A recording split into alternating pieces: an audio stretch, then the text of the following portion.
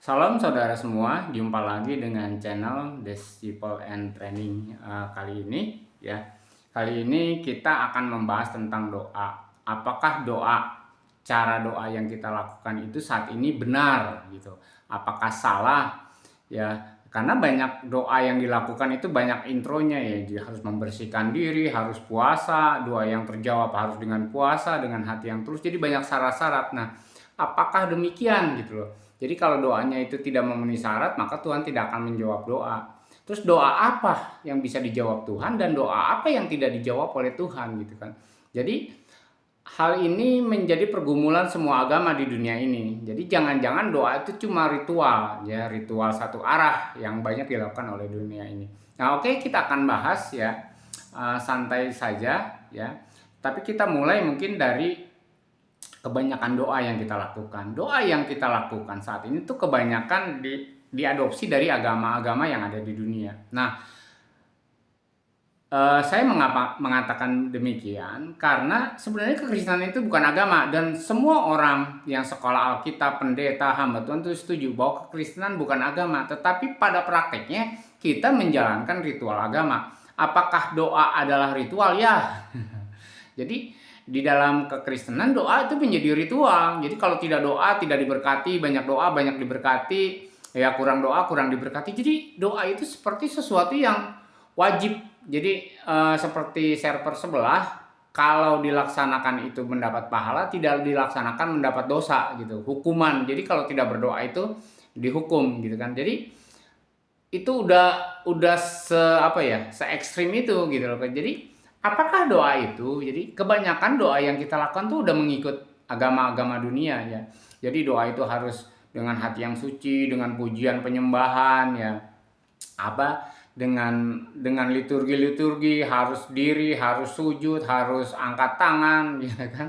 Jadi harus tutup mata dan segala macam, semuanya liturgi. Dan ketika itu tidak dilakukan, biasanya ditegur.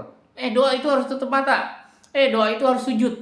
Doa itu harus ya begini begitu. Harus ada pujian dulu, harus ada penyembahan dulu, baru ngomong. Setelah ngomong harus ada amin. Ya misalnya kata amin misalnya. Harus wajib itu, kalau tidak ada nanti tidak dijawab Tuhan. Nah, hal-hal yang demikian itu sebenarnya jadi pergumulan atau perdebatan bagi anak-anak Allah ya, orang Kristen yang tidak belajar Alkitab, yang tidak tahu, yang belum mengerti tentang sejarahnya. Tapi saya mau belajar beginilah. Doa itu sebenarnya adalah hubungan dua arah. Nah, tetapi semua orang sudah tahu gitu. Tetapi apa yang kita lakukan tetap satu arah. Jadi banyak pendoa ya, teman-teman saya termasuk saya itu kalau doa tuh setengah jam, 1 jam, bahkan 1,5 jam tuh baru puas gitu kan. Tetapi yang ngoceh aja, seperti tukang obat kepada Tuhan, doain A, doain B, doain C, doain rezeki ini, doain ini, semua kita doain. Tetapi kita tidak pernah tahu jawaban Tuhan terhadap apa yang kita ucapkan itu, apa yang kita minta itu dijawab apa tidak. Oke, kita akan bahas sebenarnya yang saya bilang tadi, doa itu sebenarnya dialog antara orang dengan Allah, dengan ada dua. Ya, jadi kalau saya ngomong sama Tuhan, ya Tuhan dengar, tapi Tuhan juga harus ngomong sama saya, baru saya dengar. Nah, itu namanya doa. Tapi kalau cuma ngomong satu arah, ya permintaan-permintaan aja, usulan-usulan saja, ya belum tentu juga Tuhan setuju. Jadi kita coba bahas. Yang pertama ya, sebenarnya istilah doa yang selota, yang akhirnya tuh ada liturginya, ada cara, itu kan tradisi manusia untuk dekat sama Tuhan dulu ya. Mungkin kita cek dari Adam dulu ya. Adam itu tinggal di Eden, itu bisa berkomunikasi dengan Tuhan kapan saja, di mana saja. Bahkan ketika dia jatuh dalam dosa, dia takut, ngumpet, sembunyi. Tuhan jalan-jalan, dia dengar suara kaki Tuhan katanya. Terus Tuhan nanya, Adam, di mana kamu? Nah, itu sebenarnya itu adalah doa gitu, membangun hubungan. Jadi doa itu adalah membangun hubungan, tetapi itu tidak kita sebut doa. Kita sebut komunikasi. Jadi sebenarnya doa itu adalah komunikasi. Ada aspek dua arah. Kalau cuma satu arah ya seperti dukun kita ya, semakin kalau tidak dijawab kita menyakiti diri sendiri. Itu kan dukun-dukun ya. Penyembahan berhala ya seperti itu, nangis-nangis ya, guling-guling ya, menyakiti diri, mencabuk diri sendiri, membakar diri, menyayat-nyayat diri sendiri supaya doanya dijawab. Ya tidak seperti itu. Komunikasi itu harus dimulai dengan kesepakatan. Makanya judul yang saya sampaikan di thumbnail adalah doa adalah kesepakatan. Jadi bisakah dua orang berjalan bersama? Ya menurut firman Tuhan, kalau mereka tidak sepakat. Jadi apapun yang kita doakan, kita harus punya kesepakatan. Jadi bukan minta di ACC. Jadi Tuhan, saya ingin punya mobil, Tuhan harus ACC. Nah, jadi kalau Tuhan jawab itu di ACC. Jadi apakah itu kehendak Tuhan atau bukan? Ya, kita tidak tahu. Ya, jadi itu yang harus kita pahami bersama. Tuhan bukan memberikan keabsahan, ngasih stempel, wah doanya dijawab, malaikat kerjakan. Bukan seperti itu. Doa adalah membangun hubungan. Nah, setelah Adam jatuh dalam dosa, maka hubungan itu terputus. Tetapi dalam catatan kita membaca tentang Henokh, bagaimana Henokh bergaul dengan Allah. Tidak disebut dia berdoa siang malam jungkir balik kepada Allah, tapi dia terangkat surga karena dia bergaul dengan Allah. Bagaimana dengan Nuh? Nuh dikatakan dia bergaul dengan Allah. Lalu yang menjadi akhirnya sahabat Allah itu Abraham. Nah, kenapa Abraham jadi sahabat Allah? Allah itu selalu ngomong sesuatu untuk dikerjakan bersama. Jadi doa itu adalah komunikasi dua arah untuk dilakukan bersama-sama, dikerjakan bersama-sama. Jadi Tuhan menawari Abraham untuk pindah. Ya, Abraham mau ikut. Tuhan menawari Abraham untuk melakukan ini dan itu. Akhirnya Abraham ikut. Terus ketika Tuhan mau menghancurkan Sodom dan Gomora, Tuhan juga ngomong sama Abraham, padahal itu nggak ada hubungannya sama Abraham, ya. Lalu Abraham tawar menawar dengan Allah. Kalau di dalam Alkitab dikasih judul perikop itu adalah doa syafaat Abraham buat Lot, ya. Sebenarnya itu komunikasi, tawar menawar, sepakat nggak nih? Ya kalau Tuhan mau menghancurkan Gomora, gimana menurut pendapat Abraham? Ya Abraham bilang, janganlah Tuhan, kalau ada 100 orang gimana? Gitu kan, kalau ada 50 orang gimana? Kalau ada 40 orang, 30 orang, 10 orang gimana? Jadi janganlah dihancurkan gitu kan. Jadi itu yang namanya doa sebenarnya. Tetapi sekarang itu tidak dianggap doa, itu dianggap wah bagaimana, itu cuma zaman dulu lah, cuma Abraham yang bisa melakukannya, kita tidak bisa melakukannya. Dan ini yang miris gitu. Jadi akhirnya untuk kita melakukan berdoa ya kita pakai ritual, dan ritualnya ya udah amin, setelah amin kita nggak dapat apa-apa. Makanya ada seorang hamba Tuhan mengatakan, ya doa banyak-banyak, setelah amin kamu dapat apa? 1 jam, setengah jam gitu. Jadi sebenarnya tujuan doa, tujuan kita membangun hubungan dengan Allah, namanya juga hubungan. Saudara punya hubungan dengan istri di rumah, dengan anak. Setiap hari saudara ngomongin pengen ini, pengen itu, tapi istri saudara tidak diizinkan ngomong. Ya itu tidak membangun hubungan. Dia disuruh-suruh. Jadi ada satu hamba Tuhan juga bilang, doa itu bukan nyuruh Tuhan, bukan merintah-merintah, bukan bentak-bentak Tuhan, bukan minta-minta sampai kita menyakiti diri, sampai doa puasa, nggak dijawab, doa puasa lagi. Kita menyakiti diri supaya Tuhan jawab. Tidak seperti itu. Jadi makanya akhirnya kekristenan itu menjadi suatu agama baru di dunia ini karena mengikuti cara-cara agama yang ada di dunia ini. Ya, kekristenan itu belajar dari sejarah, ya tadi dari Adam, dari Nuh, dari Henokh, terus dari Abraham. Nah, Abraham ini disebut sahabat Allah karena Allah selalu ngomong sama Abraham tentang apa yang dia mau kerjakan. Demikian juga dengan Daud. Ya apa yang dilakukan sama Daud. Jadi kalau Daud mau melakukan sesuatu, ya contoh Daud mau membangun bait Allah untuk Tuhan, dia ngomong dulu, aku tinggal di istana yang megah, kok Tuhan tinggalnya di tenda gitu kan. Lalu tuh dia minta sama Tuhan, bolehkah aku membangun bait Allah itu? Dia tanyalah sama Nabi lah, sama Nathan gitu ya. Kalau nggak salah Nabi Nathan, katakan bahwa kamu nggak boleh membangun bait itu karena tanganmu penuh dengan ya udah nggak jadi. Kan itu kesepakatan. Kalau nggak Daud udah bangun bait Allah, padahal hatinya itu untuk Tuhan. Karena dia kesian gitu loh. Ya mungkin dia merasa miris, kok dia tinggal di istana yang megah, tetapi Tuhan tinggalnya di kemah gitu kan, yang kemah suci itu kan. Nah akhirnya dia punya inisiatif untuk membangun bait Allah. Lalu semuanya rinciannya dibuat, ada komunikasi untuk membuat, itu salah satu. Yang kedua adalah ketika dia menjadi raja menggantikan Saul, lalu orang Filistin mau nyerang dia gitu kan, banyak orang. Terus Daud tuh bertanyalah Daud kepada Tuhan. Tanya, haruskah aku melawan orang Filistin itu? Jadi itu yang namanya doa. Lalu Tuhan menjawab, ya lah kau harus gini. Dan banyak hal. Dan bahkan di dalam dosa yang dia lakukan, lalu Daud ditegur oleh Nathan karena dia berzina, dia berdoa supaya anak itu hidup. Ya kan, dia sujud sembah, menyakiti diri segala macam yang mungkin banyak dilakukan banyak orang segala macam.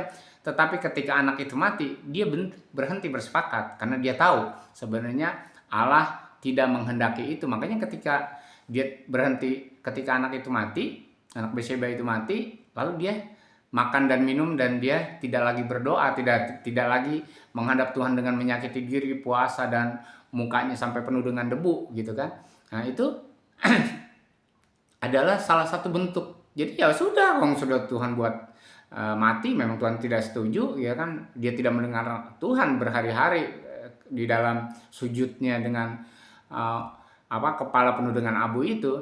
Nah, tapi ketika anak itu mati, dia tidak, ya sudah, Tuhan ingin mati, ya sudah, gitu kan, selesailah. Bahwa memang Tuhan tidak sepakat dengan Daud, gitu kan. Nah, itu hal-hal yang sebenarnya kita pelajari tentang doa. Doa adalah kesepakatan, bukan menyuruh Tuhan, meminta Tuhan, minta legitimasi, bukan. Justru karena kita hamba nih. Jadi kita harus menuruti kehendak Tuhannya. Memang saudara punya pembantu di rumah, saudara punya supir, saudara punya tukang sapu di rumah. Saudara menuruti perintah mereka atau mereka yang harus menuruti perintah saudara? Nah, itu yang terbalik. Di dalam doa kita itu adalah Tuhan yang disuruh menuruti kehendak kita. Bahkan ada hamba-hamba Tuhan, kamu punya mobil, wah, sebutkan warnanya, mereknya apa segala, pegang mobil itu gitu. Ada yang seperti itu gitu kan. Kayak memang itu kehendak Tuhan atau bukan. Bahkan ada orang ya aneh-aneh lah gitu. Ketika kita menjadikan kekristenan sebuah agama yang baru di dunia ini, melakukan ritual-ritual agama, itu kita menjadi aneh. Tidak lagi kita mau berdialog dengan Tuhan, tetapi secara de jure gitu lah ibaratnya, kita menganggap bahwa Tuhan itu adalah Tuhan kita hamba. Tetapi de facto secara faktanya Tuhan itu jadi kacungnya kita, karena kita suruh-suruh, kita minta-minta terus kan. Tolong ini, tolong itu, tolong ini, tolong itu gitu. Jadi kita yang minta tolong terus. Nanti akan kita bahas deh dengan bagaimana masalah Yesus di perjanjian baru ya. Ini kita masih perjanjian lama dulu, kita bahas bagaimana doa-doa.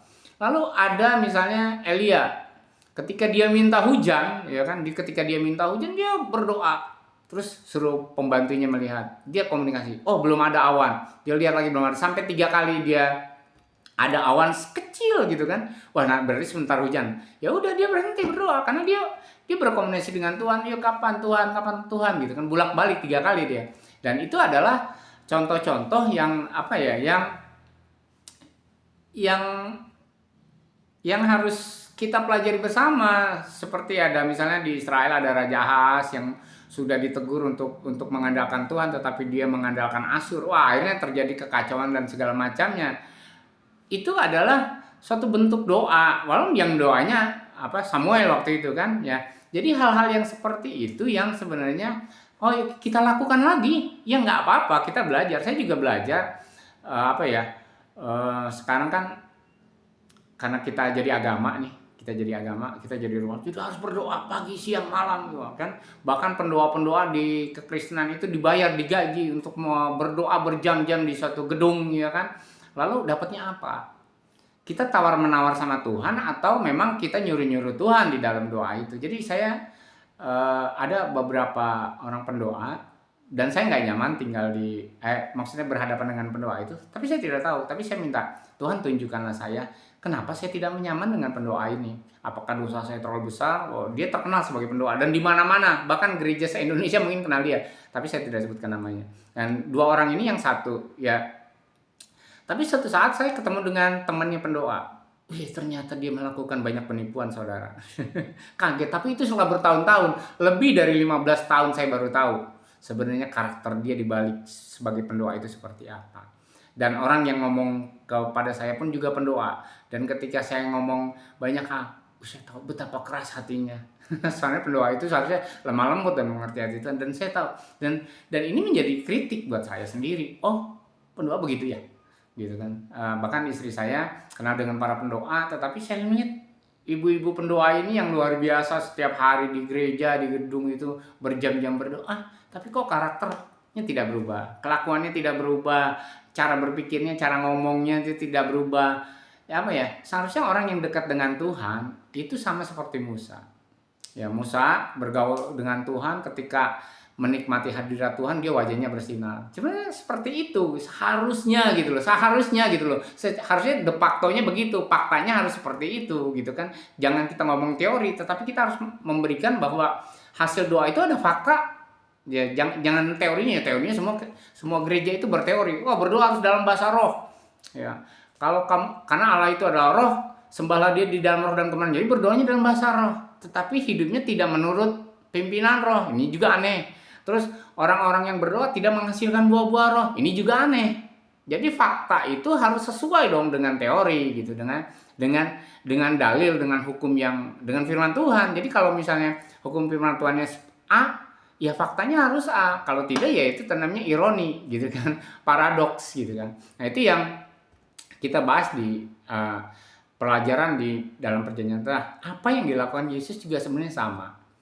Ya, bahwa hal yang mungkin kita semua pernah dengar Yesus berdoa dengan isinya apa, yaitu di Taman Getsemani. Jadi ketika dia berdoa, dia bolak-balik berdoanya.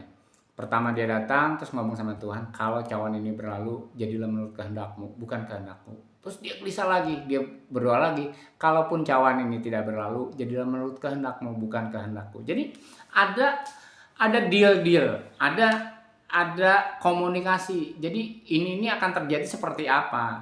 Nah, lalu Yesus mengajarkan jadilah kehendak Tuhan. Jadi banyak orang berdoa minta ini minta itu, seolah-olah Tuhan itu kacung.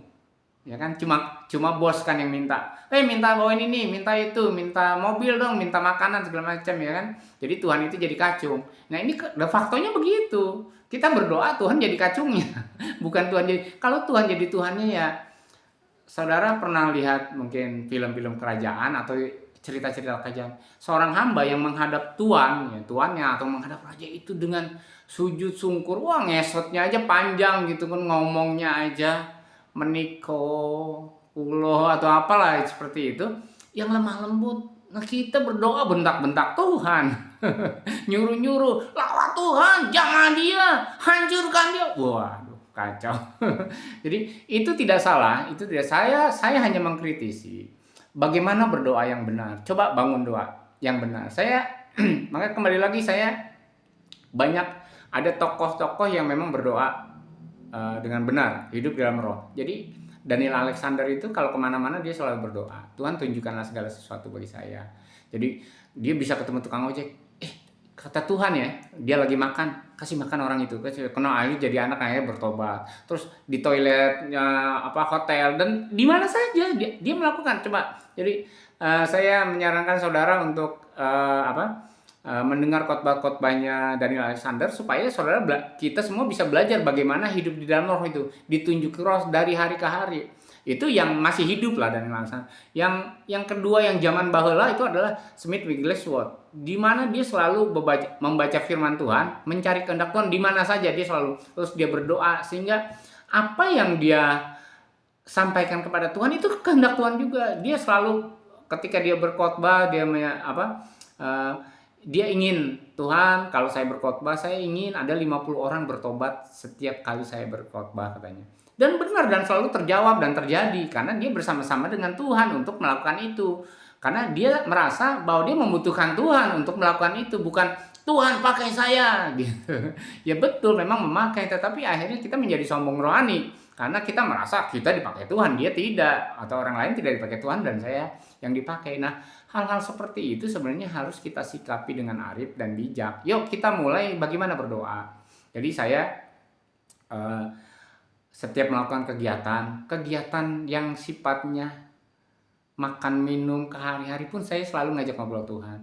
Ya, hari ini saya mau ngonten bagi ini, Tuhan tolong, Tuhanlah yang menggerakkan lidah saya minta. Karena saudara tahulah kalau lihat konten-konten saya itu sering keselio lidah, sering salah nyebut dan segala macam. Sekalipun saya tag ulang, gitu kan, itu akan terjadi kesalahan-kesalahan. Walaupun mungkin bukan di tempat yang sama kesalahannya. Jadi saya tidak pernah ngetek ulang, mengedit ulang video saya gitu kan. Karena saya tahu saya tidak punya kekuatan untuk itu.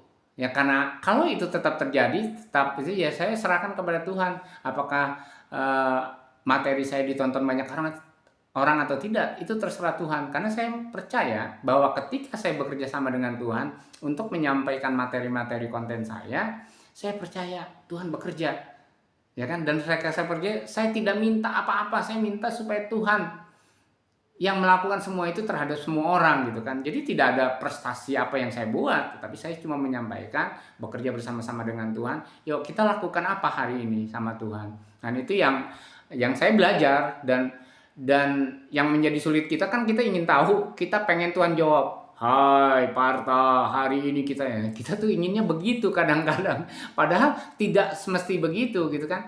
Bahkan saya ngomong sama seorang hamba Tuhan, wah kita tuh doa pagi, siang, sore. Tetapi lihat Abraham, doanya setahun sekali. Kita lihat para imam di dalam perjanjian lama menghadap Tuhannya 1 tahun 1 kali gitu kan. Tidak doa pagi, siang, malam gitu kan. Yang bahkan ada satu hamba Tuhan mengkritik, kalau kamu punya hutang, kalau kamu nggak punya makanan, nggak punya kerjaan, tinggalkan doamu, kerja dulu, makan dulu, cari makan, kasih makan anak istri dan segala macam, baru kamu balik lagi ke ruang doa. Jadi jangan-jangan hamba Tuhan ini kenapa ngomong gitu? Jangan-jangan ruang doa, ya tempat orang berdoa yang berjam-jam itu cuma jadi pelarian, karena dia malas, karena dia nggak mau kerja, karena dia nggak dapat uang, ya kan? Karena hal-hal yang seperti itu, karena dia kejar-kejar debt collector gitu kan. Jadi hal-hal yang seperti itu dikritisi sama hamba Tuhan. Enggak, kalian harus selesaikan. Itu doa yang benar. Ajak Tuhan ngomong bagaimana menyelesaikan seperti itu. Jadi jangan sampai kita berdoa minta sama Tuhan, kita yang ngutang, Tuhan yang disuruh bayarin gitu kan. Kita yang nabrak orang, terus kita yang minta tolong gitu. Padahal memang kita yang tidak hidup di dalam kehendak Tuhan gitu kan. Bahkan ketika kita makan seenak-enaknya, makan babi, makan apa, terus kita kolesterol, kena jantungan, lalu kita minta tolong Tuhan. Jadi bukan seperti itu yang disebut dengan doa. Yang doa adalah kita menghidupi. Kalau memang itu penyakit, ya jangan mencobai Tuhan. Jangan cobai Tuhan. Jangan setelah kita jatuh di dalam pencobaan itu lalu kita minta tolong Tuhan gitu kan. Karena makannya banyak akhirnya jadi sakit jantung, kalau kolesterol, baru minta tolong Tuhan. Itu bukan doa sebenarnya. Ketika saudara minta tolong Tuhan, ya Tuhan bisa sembuhkan, jawab, tapi bertobat gitu kan. Karena itulah yang disebut namanya komunikasi 2 arah. Jadi belajar ya. Jadi kalau tidak tahu bagaimana komunikasi 2 arah, belajar di rumah. Belajar saudara ngomong sama anak, sama istri di rumah. Sama seperti saya, ketika komunikasinya kurang, kita ngomong dan kita mendengar, kita menyimak dan memperhatikan ya. Karena itu beberapa hamba Tuhan katakan, kalau berdoa ya baca firman Tuhan dulu. Karena apa yang Tuhan mau di dalam firman itu kita resapi lalu kita lakukan. Jadi setelah berdoa adalah melakukan apa yang kita sepakati bersama dengan Tuhan, bukan Tuhan disuruh-suruh gitu kan. Jadi ada udah banyak kejadian lah begini. Kita berdoa sama Tuhan, Tuhan jangkau Indonesia, jangkau si A, si B. Terus kita lihat, Tuhan udah kerja belum? Oh enggak, kita doa lagi. Wah, Tuhan udah kerja belum? Kita puasa lagi. Jadi kita nyuruh Tuhan untuk melakukan suatu pekerjaan, lalu kita cek pekerjaan dia. Itu kita kayak bos dong. Wah, Tuhan belum bekerja ke si A. Kita berdoa lagi, wah Tuhan belum bekerja si B. Ayo kita berdoa lagi. Jadi tidak ada doa kesepakatan. Emang Tuhan mau menjangkau si A, si B, si C itu ya, melalui hidup saudara gitu kan, melalui doa saudara, ya belum tentu juga gitu. Dan saya belajar seperti yang Daniel Alexander lakukan, karena ini adalah orang langka yang melakukan hal seperti itu. Doa, membangun kesepakatan dengan Tuhan, mendengar suara Roh Kudus, saya harus apa. Demikian juga saya belajar ketika di dalam pekerjaan saya juga belajar, Tuhan saya mau melakukan ini, Tuhan setuju nggak? Ya saya tunggu dulu. Atau kadang-kadang saya bilang, Tuhan ampuni saya, kalau saya ini seperti Gideon, boleh nggak saya minta tanda bahwa kalau ini itu disetujui sama Tuhan? Atau Tuhan maunya apa? Nggak apa-apa, terserah Tuhan. Sama seperti Yesus.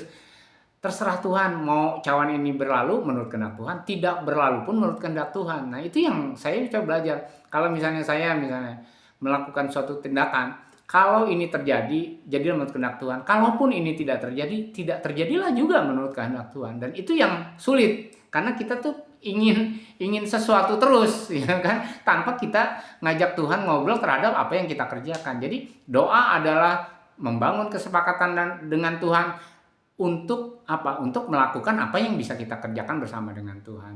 Jadi saudara, ya ini kita revolusi doa lah sebutnya. Jadi semua yang dilakukan itu tidak salah, tetapi inti substansinya, maknanya, caranya yang harus kita rubah ya, supaya kita benar-benar hidup bergaul dengan Tuhan.